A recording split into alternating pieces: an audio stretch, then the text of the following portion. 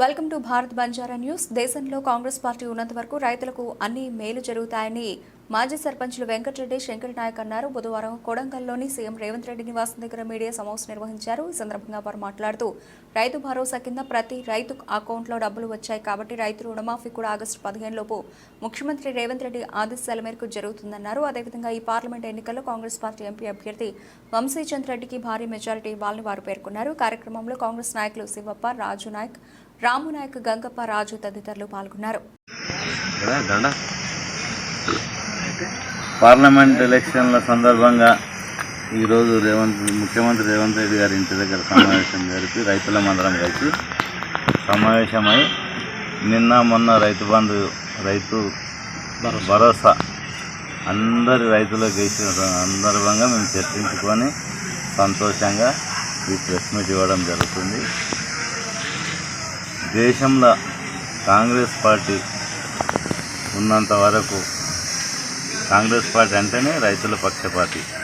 దేశానికి మంచి చేసిందంటే కాంగ్రెస్ పార్టీ చేసింది, మిగతా ఏ పార్టీని చేయలేదు. ఒక విషయం చెప్తా, 2004లో కాంగ్రెస్ పార్టీ అధికారంలోకి వచ్చినప్పుడు 2008లో రైతు రుణమాఫీ చేస్తా దేశవ్యాప్తంగా అని చెప్పేసి మాటిచ్చిన పార్టీ. ఆ రోజు దేశవ్యాప్తంగా ఉన్న రైతులకు మొత్తం రుణమాఫీ చేసి రైతుల రుణం తీర్చి రైతులకు మేలు చేసినటువంటి party Congress party. Congress party తప్ప వేరే పార్టీ కూడా మేలు చేసే పార్టీ దేశంలో లేదు. మోడీ సంవత్సరానికి కిసాన్ సమ్మాన్ నిధి అని చెప్పేసి పెట్టి 3 నెలలకు 2,000 అని చెప్పి సంవత్సరానికి 6,000 ఇస్తున్నాడు. 6,000 ఇస్తున్నాడు కానీ 16,000 తీసుకుంటున్నాడు. ఏ రకంగా అంటే 650 ఉన్న డిఏపిని 1,650 చేసినాడు. ఒక చేతితో 600 ఇచ్చుకుంటా 6,000 ఇచ్చుకుంటా ఇంకో చేతిని బస్తకు 1,000 రూపాయల చొప్పున ఎరువుల మీద పెంచి తీసుకుంటున్నాడు. రైతులకు మేలు చేసే పార్టీ కాదు అది. పుట్టి మాటలు చెప్పే పార్టీ బీజేపీ పార్టీ, చేతలు చేసే పార్టీ కాంగ్రెస్ పార్టీ. ఇప్పుడు మహబూబ్నగర్ పార్లమెంట్ ఎన్నికల్లో వంశీచంద్ రెడ్డి గారు ఎంపీగా పోటీ చేస్తున్నారు.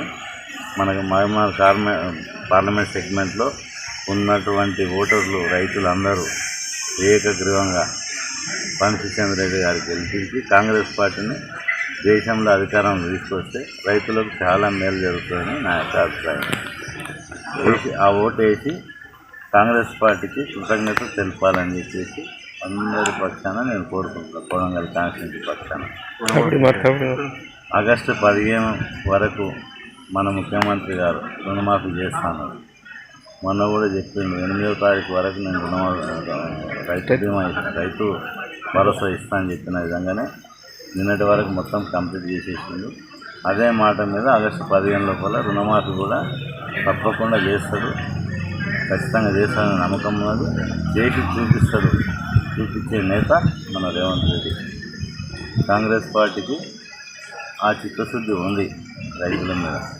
అందుకే అందరూ ఆ భరోసా మీద మొత్తం అందరూ ఏకగ్రీవంగా మొత్తం అందరూ కలిసికట్టుగా అస్సాం గుర్తు కోటేసి భారీ మెజార్టీని వంశాన్ని జై కాంగ్రెస్, రేవంత్ నాయకత్వం, వంశీచంద్ రెడ్డి గారి నాయకత్వం, తిరుపతి రెడ్డి గారి నాయకత్వం. జై కాంగ్రెస్.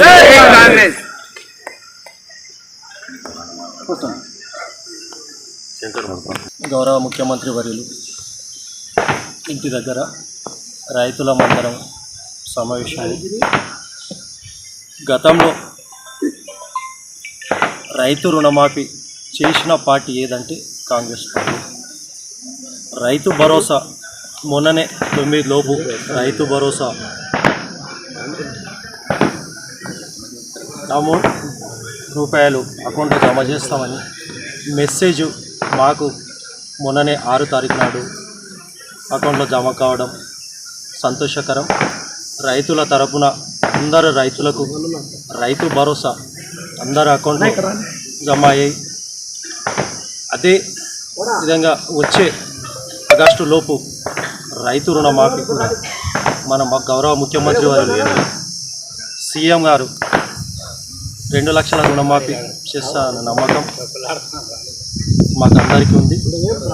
ఖచ్చితంగా మాట ఇస్తే చేసే వ్యక్తి ఎవరంటే మన ముఖ్యమంత్రి గారు. కోడంగల్కి ముఖ్యమంత్రి కావడం మన అదృష్టం. కోడంగల్ నుండి మన పార్లమెంట్ అభ్యర్థి వంశీచంద్ర రెడ్డి గారిని అందరం 60,000 మెజార్టీతో, కోడంగల్ 60,000 మెజార్టీ ఇచ్చి భారీ మెజార్టీతో గెలిపించాలని ఆశిస్తూ అందరికీ నమస్కారం.